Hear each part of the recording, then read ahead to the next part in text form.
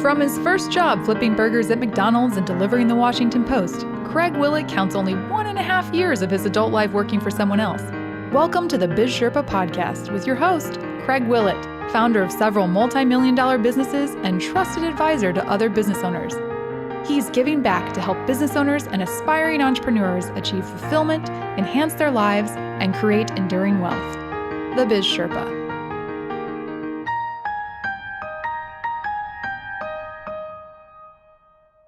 This is Craig Willett, the Biz Sherpa. I'm glad you could join me today at the Scottsdale Arabian Horse Show. I have with me a special guest, one of the greatest photographers in the United States for equestrian shows, Howie Schatzberg. He's very accomplished. You'll get to know him very well. He does about 25 shows a year, among which are the World's Championship for the Saddlebreds, the National Championships for the Arabian horses, and the World Championships for the Morgan horses. And he'll tell you more about how he accomplished that. I'm grateful to welcome Howie Schatzberg. Welcome, Howie. Thank you. Nice to be here. I'm glad you took the time. I know you're really busy. I think you've already shot 50 horses, and the horse show doesn't even start for 3 more days. Yeah, it's crazy. All these people coming in and sale horses, and you got to take care of your clients. And so it's it's been busy already. And this is a huge horse show. Actually, the biggest Arabian show in the world, they say now, over 2,000 horses. So it's quite a deal. Well, that's great.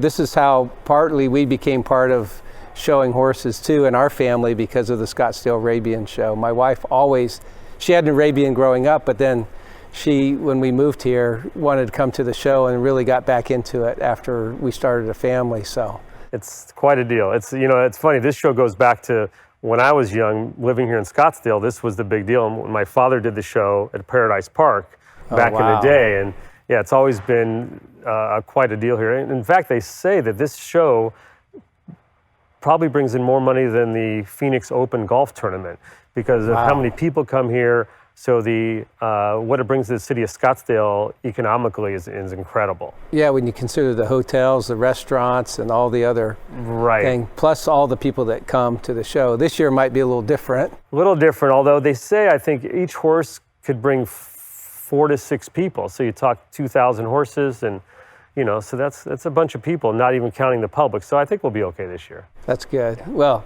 you'll probably be okay too, because you're here for the horses. Yes, I hate to say that. And their owners. Yeah, it's all about that. Well, I'm curious, where did you develop a passion for photography? I mean, clearly you have it to be recognized as, I think, in horse world, you're recognized as People's Choice photographer. So you're fairly accomplished. How did you start this path of journey? I don't know. I don't know if there's a saying. Do you pick the sport, or does the sport pick you? So I think the sport sort of picked me. Obviously, not obviously, but I started with my father at a young age, about 12 or 13 years old in the film days. So he took photos. I'd go in the trailer. He was the first one in the United States to have a portable darkroom. Really? Yeah. So we'd go to the horse shows, and I'd be in the trailer in the darkroom, doing black and white, doing color film. So you developed the film, and then would you then print it too? Correct. We developed the film. We make tiny little proof sheets. People would come to our booth with magnifying glasses and so on. My mother was selling the pictures. It was a family operation. So that's where I started at a young age. I was working for him this summer, and doing shows predominantly in the West Coast. So that's where I started. So I'm just curious then, you start this out, but not every photograph is great, I would imagine. So for each photograph, how many make the really final cut? Well, I'd never miss a shot. It's funny you say that. My father was a typical tough, old school, greatest generation guy. And, no BS. You're the first one to work and the last one to leave. And I learned at a young age, you succeed by a great work ethic. So people say, well, how did your dad influence you? How did he teach you? And I don't know if he really taught me, but literally when you say the percentage of photos we need to be good, he would hold that strip of film up and I'd be next to him and he'd point. He'd go, good, good, good. But he would use an expletive. And then bad, bad, good. And he'd say, this is not acceptable. You have to hit every shot or you're not going to succeed in this business. Oh, wow. So, and I think, again, because of the man he was, I think I was a little bit scared. So, I think he knew what he was doing. It's just how I was raised. So he's telling you don't let the proof sheet rule it out. He's telling you go ahead and everyone has to be the best you can. Exactly right. And whatever angle you need to do, you make it work. You work hard and you get these people what they want. Wow. So what was the upbringing like? I mean, did he allow you time to try other things or school or anything else? Not at all. I took a photography course in high school. I'm sorry, my freshman year, and I think I probably had developed more film than the teacher had. So I said, this is not going to work. Again, the old school way of you just go work, you work hard, and you learn the business through that. And he was a very innovative guy. So I learned a lot about diversifying and trying different things. So he was great at that. So did you continue to work up till where he retired, or did you branch off on your own at some point? So at that time, there was so many horse shows, and I would work with him. I'd be the second photographer, say, at a 2-ring horse show. I'd shoot the second ring. And as I got older, he would maybe have me shoot the main ring. So that's how it got started. And then there got to be more horse shows. So he said, hey, Howie, why don't you go do this show and I'll do this show. So I started branching out with that. Funny story, it was the toughest phone call I'd ever gotten. I worked for him, and it was Schatzberg Photo. And we had done the World Championship Morgan Horse Show, which was obviously a huge feather in my cap or my father's. And my dad was, again, a tough customer. I love my father, but I'm blessed I'm more like my mother. Very easygoing. But a few years after him doing the show, I got a phone call, and they said, hey, we'd like you to do the horse show. And I said, great, I'll do the show with my dad. I'll bring my dad. That's what I thought. No, I think my dad in any business probably said the wrong thing to the wrong person, and they wanted me to do the horse show. And I said, so you're going to contact my father? No, we'd like you to. Whoa. I think they were scared to talk to my father. Not only did they want to hire you, but you had to fire your dad. Oh, it was brutal. So anyways, I said, Dad, I said, I'm going to tell you. And I told him the situation. He said, well, I knew this day was coming. I knew this would happen. And I'm proud of you. I'm happy for you. So, a little emotional. I lost my dad a couple years ago. So wow. He just passed, but he was 98, great life. And wow. So it was. So that kind of started your. That started my deal. Yeah. And he was, gave me a kick in the ass and said, "You'll do great." And that's so I nice. still helped him here and there. And my father and I are very close, And he knew he would call me at 9:45 at night, almost knowing I was leaving the arena. He just knew because he'd been doing it for so long. He knew the times and what was happening and so forth. So we have a great relationship, and I'm in this because of him. But I do love what I do. Well, clearly, and somebody recognized your talents, and so did your dad. I think one of the great things, and we'll probably talk about this before the end, but is to see the next generation do and accomplish something. And so there was probably a lot of pride, too, in your dad that you were the one that they asked. I mean, think about it if the call went to someone else and missed the Schatzberg family altogether. I think so. I think he was very proud of me. Again, he was an old school guy. He didn't say it a lot, but I knew he was very proud. And my sister showed horses. I'm the youngest of 5, and my sister showed horses. That's how he got involved. He took photos of them. Oh. People saw the photographs, and they said, hey, can you take one of my daughter? And he said, sure. Hey, this is a heck of a deal. So sounds like Becky de Regnicourt. She did the same thing. She would get her clients outfits, and then her customers wanted. There you go. Other people would see them. Hey, can you get me that? I think that's how this type of thing starts. Wow. Yeah. So it is a family operation. My nephew Casey McBride is a photographer, great photographer. Does the mini horse nationals. Oh wow. So I'm hoping my daughter. I have 2 daughters and a son. My son, the older kids don't like it at all, but I have a feeling my younger daughter's sort of into it. Yeah, well, she's into showing, and we're going to talk about that too. Sir, so she's accomplished, very accomplished at a young age. It's scary. Yeah, well, that's going to lead to the passion continuing. So I'm sure you're excited for her.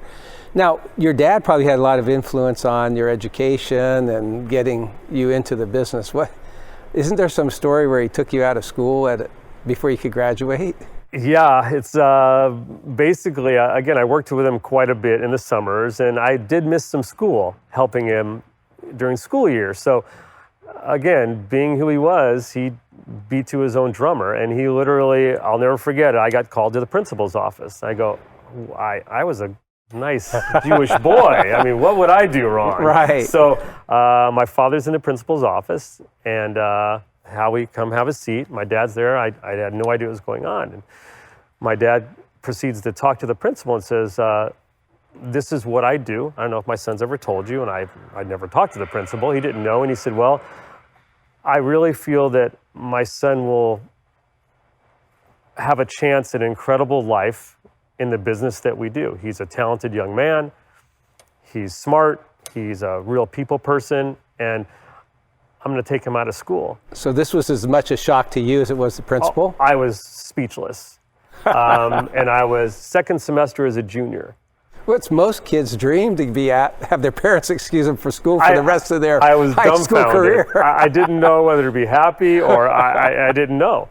And he gave this spiel to the principal, and principal said, Mr. Schatzberg, again, my dad was a fairly intimidating guy, and he said, you're his father, and good luck. And that was it. I left school at the end of that semester and took my GED, and that's as far as I went as far as schooling. Did you worry about your future? I don't think at that age, I'm 62 now, I didn't think of it in those terms. I really didn't know. I had confidence in my father because he was a very confident guy. So he gave me that feeling that, everything was going to be fine. Right. So, and it was. That's pretty cool, though, that your dad would do that. So then you just kind of continued to learn the trade of the business. How many years did it take till you got to Morgan Nationals? When was that in your career that you had to go tell your dad? So I started, my first year at the Morgan National was 1985 on my own. It was from Schatzberg on the photographs to Howard Schatzberg. But I had done other shows in the Midwest before that, saddlebred shows and things like that, and Morgan shows. But my big break was obviously at the Morgan World Championship, which is, the highest level of that breed. Right. So that was at 1985.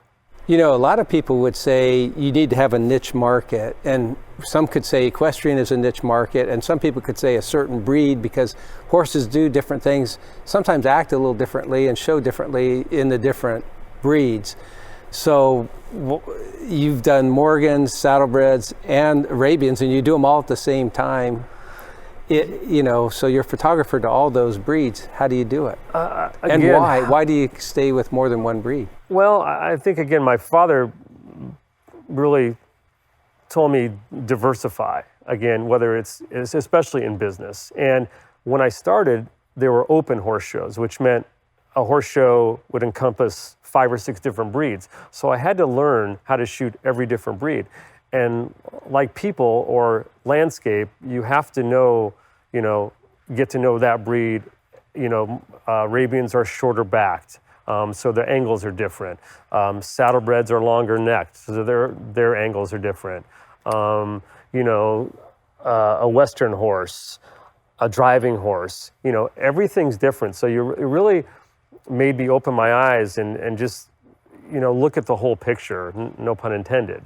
So, right. It helped me a lot just doing different breeds. And I don't know, I again use the word passion. I love what I do.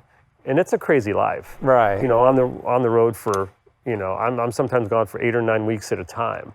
And I love the horses, but I think I'm a people person. Yeah, I was going to say at some point, so how do you balance that and how do you market yourself? Well, it's funny. When I started, marketing, I don't think it was necessary. Again, it's a niche market. It's a small group, as you know, being in the horse industry, they need to know you and be comfortable with you. And I think because I had done so many horse shows, they felt comfortable with me because this is their passion. Not only mine, but this is theirs. They love their animals as much as their children.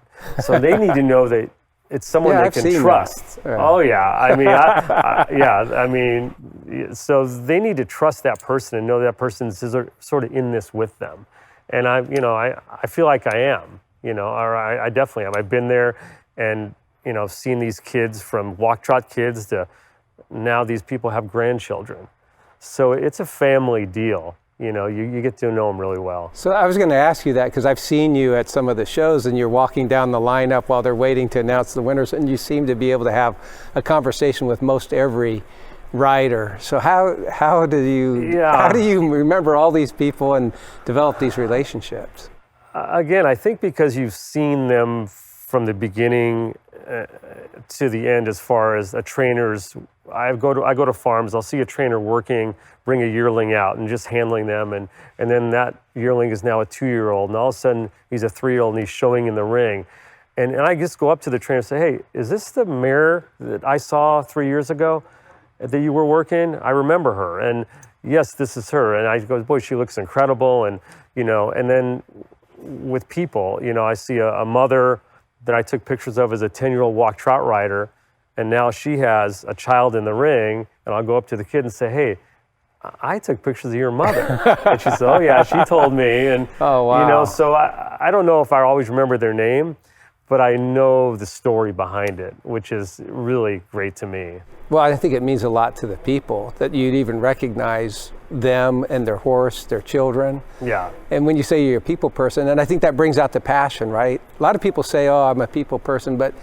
there's a human aspect to all business, and that interaction really has to bring some satisfaction to you. I agree. It really does. People, otherwise, why be on the road for 9 weeks at a time? It's a crazy life. People say, "What's your greatest picture?"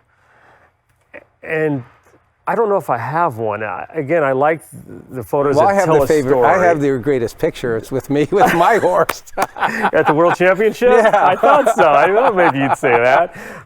To me, it's more the experience. I take a photo that means something, again, a story that's been told. Not necessarily a great picture that I caught this incredible motion. It's a story behind it. In this arena, actually, a great friend of mine's daughter had cystic fibrosis. And she helped her father in the ring. She was dying. And her father, they raised a horse. They trained the horse together. He showed the horse in this ring.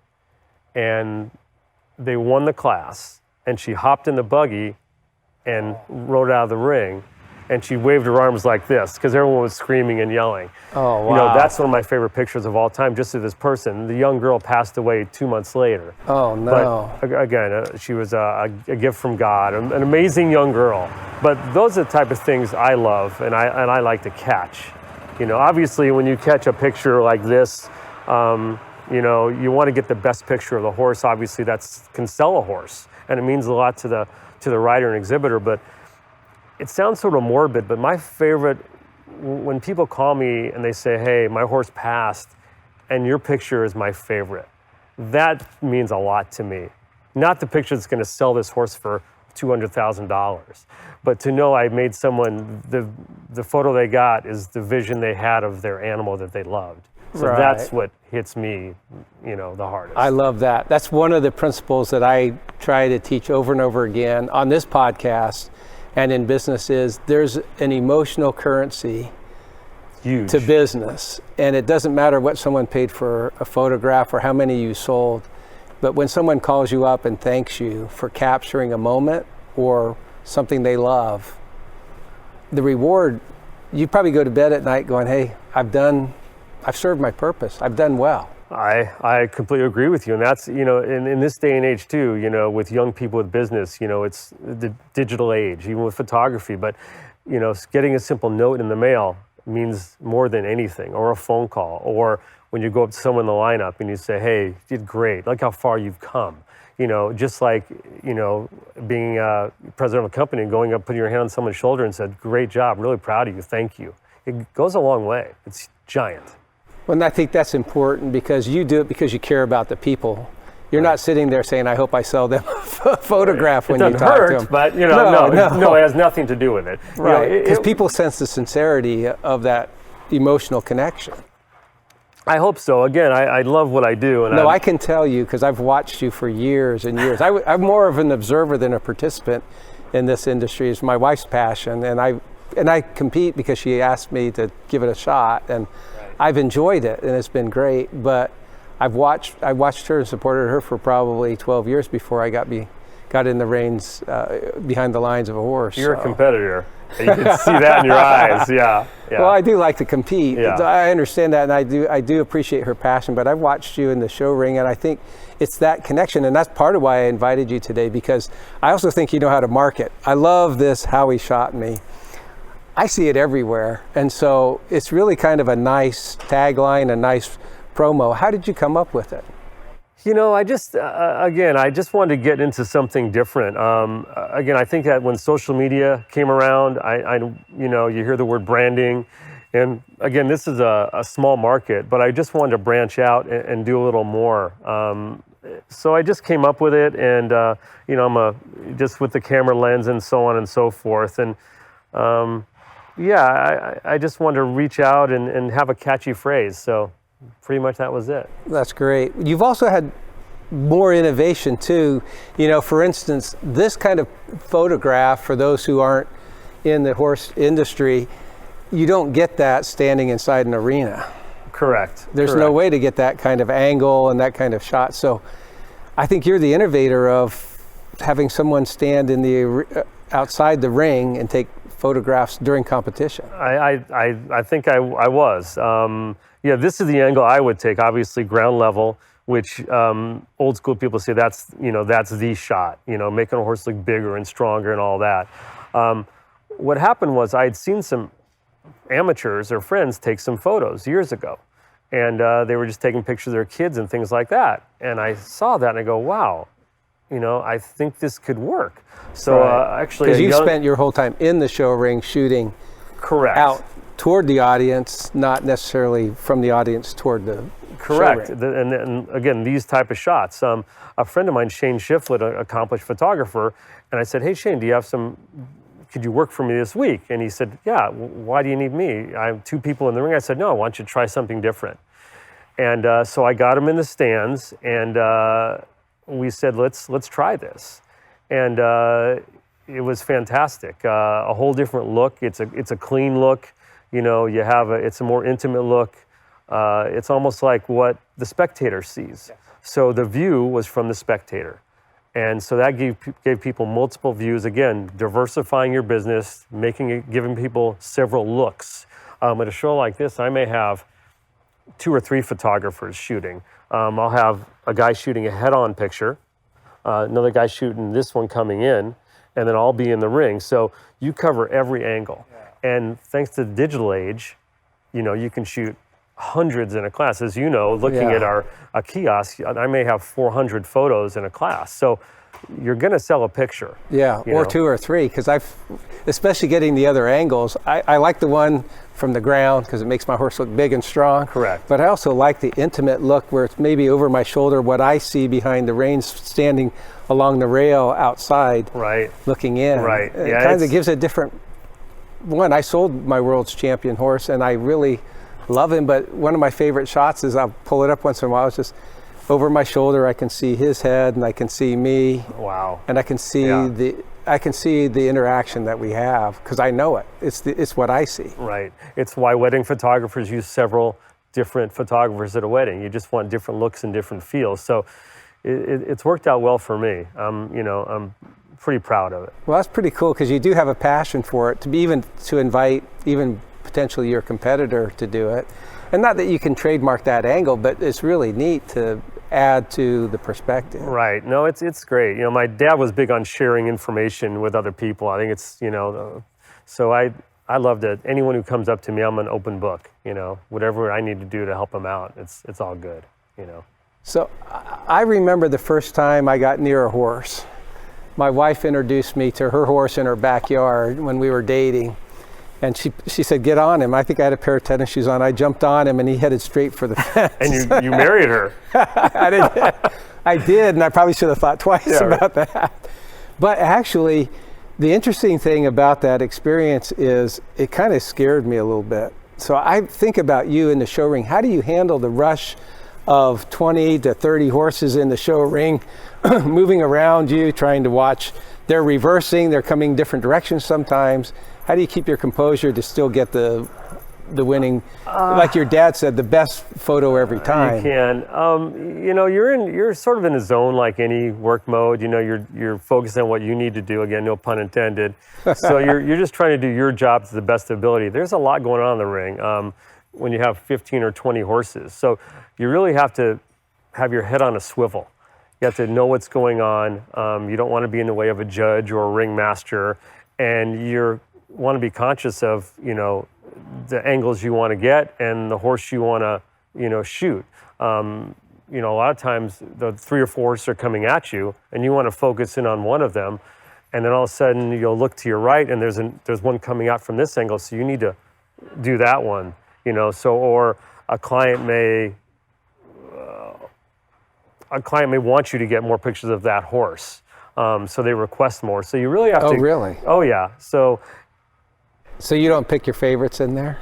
I don't. It's funny you say that. Again, my father just speaks to me all the time.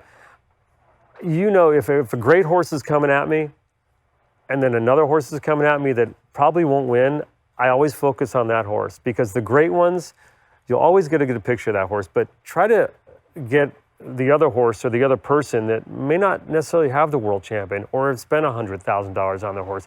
They may have more love for their horse. The other horse may be more of a marketing tool. I don't know if that's proper terminology to use, but so get those other horses, and the great ones will come to you. Anyone can get a great picture of a great horse. Well, they're always, if they win, then you're going to get the championship photo anyway. Correct. But I like that. I like that you're for the underdog. I think that's really cool. So your dad kind of taught you to focus on that? He did. He said, anyone can get a great picture of a great horse, or anyone can take a great photo of a beautiful, whether it's a model or a car or a beautiful landscape. But, concentrate on the horses that may not have that opportunity ever again, and they're going to be a better market for you. I remember that. I was starting out in this competing, and it was my second year of competing. And I had a good horse, but I borrowed it from my son, who was gone on a mission for our church at the time.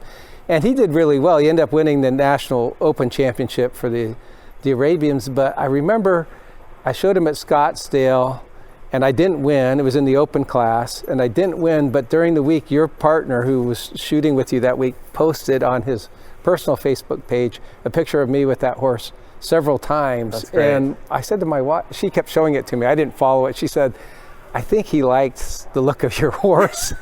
And I think he's trying to tell people, hey, you missed the really good one. Of course, I thought I had done really well, but... it's funny you say that. I agree with what you're saying, and I do.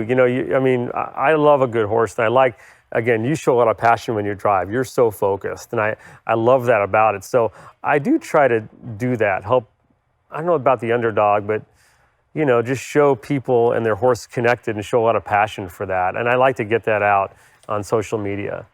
I love that. I love your story of passion, because, who else lets their dad take them out of high school? Of course, who was going to fight their dad? Hey, please. Yeah. But then not even worry about it and just go into it. And what a heart-stopping moment and honor, on the one hand, to be asked to do the Morgan Grand Nationals, and at the same time, you had to break the news to your dad that they asked you and not him. Yeah, it was tough. It was tough. But again, I think so business can be hard, but I'm so glad your dad supported you in that. Oh, very much so. Just to the end, Yeah. So I think you've shared with me what your greatest satisfaction is in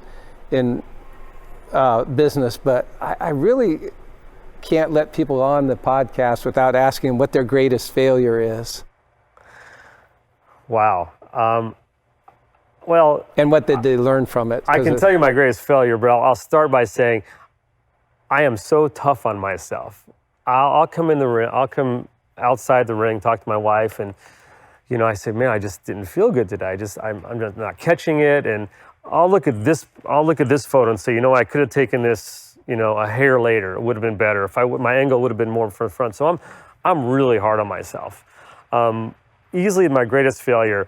I was blessed enough, a young woman named Elizabeth Goff and Michelle McFarland they did the closing ceremonies in 1996 in Nagano at the Olympics. And they asked me to go shoot it for them. And it was, in fact, it was during this horse show. Oh, really? Yes, and so I talked to the show committee. They were fantastic, and they said, yeah, it's a once in a lifetime. So went to Japan. It was incredible. So like I am in the arena, basically, there were the closing ceremonies, and they brought a 6-horse hitch there, which is basically the closing ceremony shows the transformation from the Olympics from Japan to the West. So they used a coach.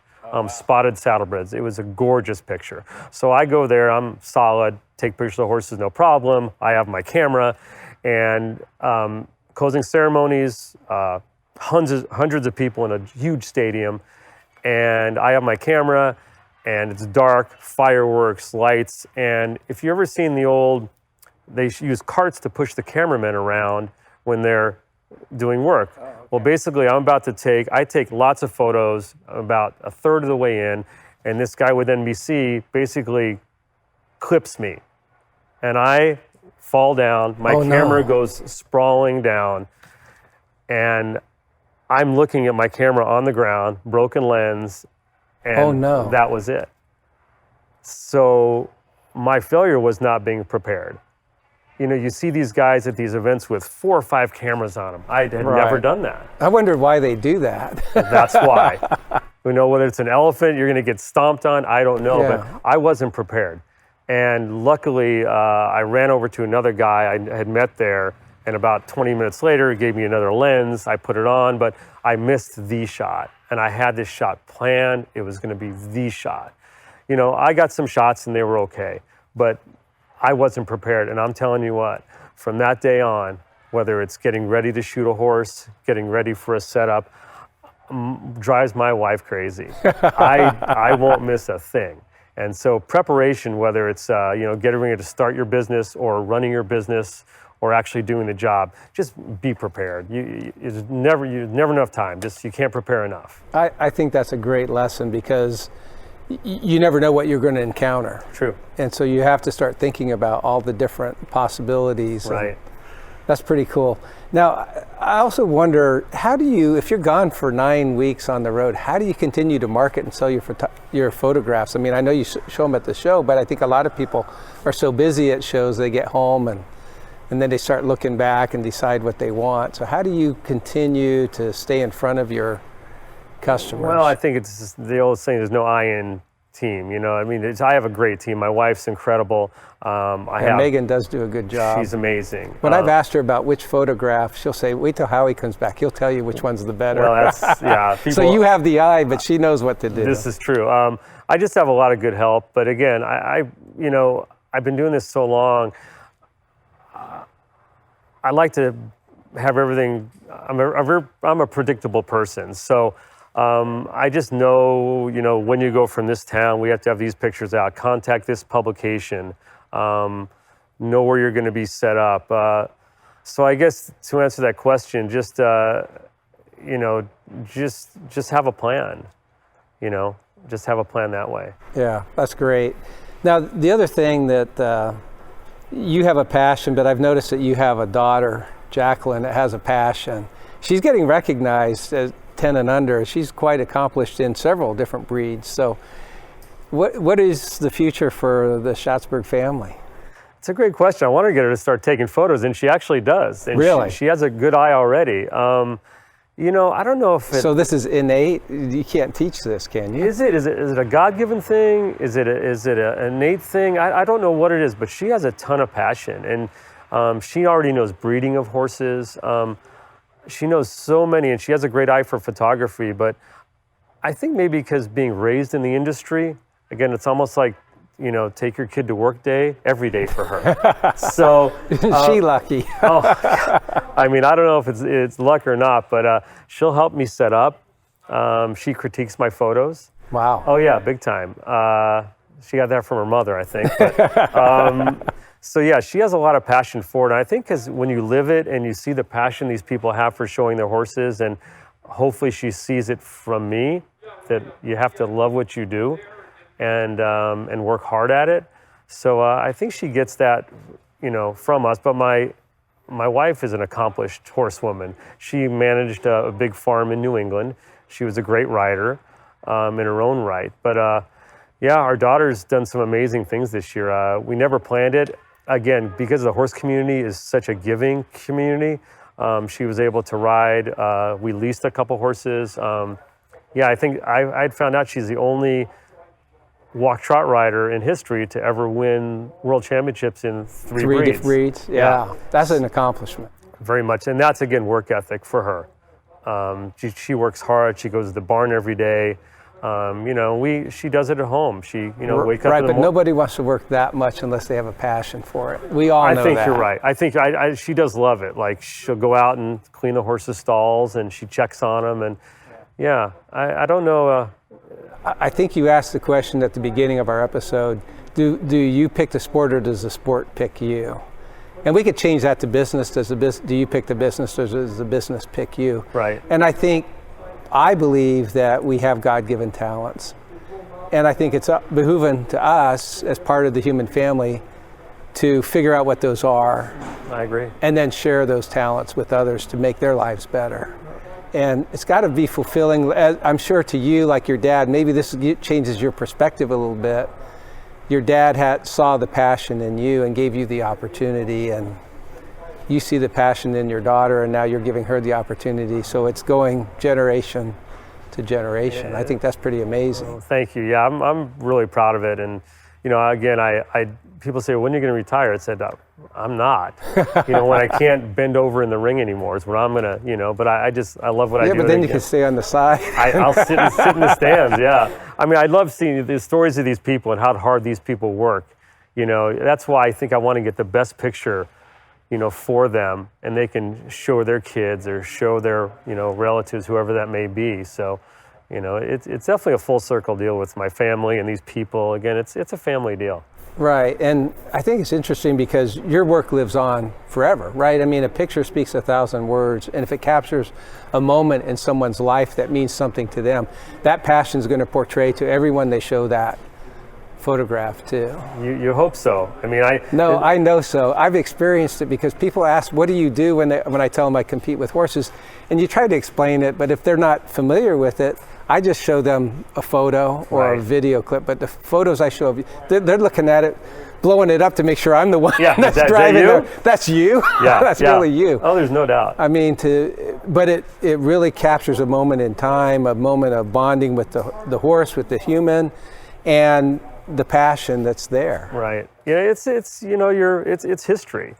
It's funny. I was reading a magazine the other day, and I feel like I'm young still, but I was looking at these photos, and they are archival photos of back in the day, and it's my name on them, and it's 40 years ago. And I'm going, wow, how did this happen? Yeah. But you're right. When you start using photos to document history, I'm super proud of that I was able to be a part of that. So it's, I guess that's the passion, and you got to have some longevity to do anything, right. Stay with it. Right, and I think that's where the passion comes in, because that produces the longevity. Right. Otherwise, it's just a job, and everybody gets we all get tired of a job. Oh boy, yeah, we do. Get up and do the same thing over and over again. Well, great, Howie. I appreciate you taking the time. Thank you. This has been a great insight into somebody I have a lot of admiration for, who has a lot of talent, a lot of ability, and I think relates well with a lot of different people, and I think that shows, and it brings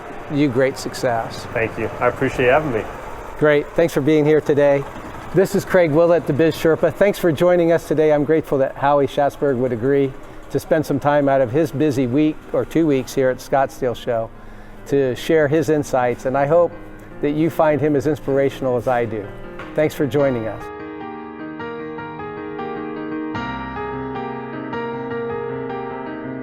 Be sure to go to our website to access the resources related to this episode at www.bizsherpa.co. If you enjoyed this show, tell your friends about us and be sure to rate our podcast.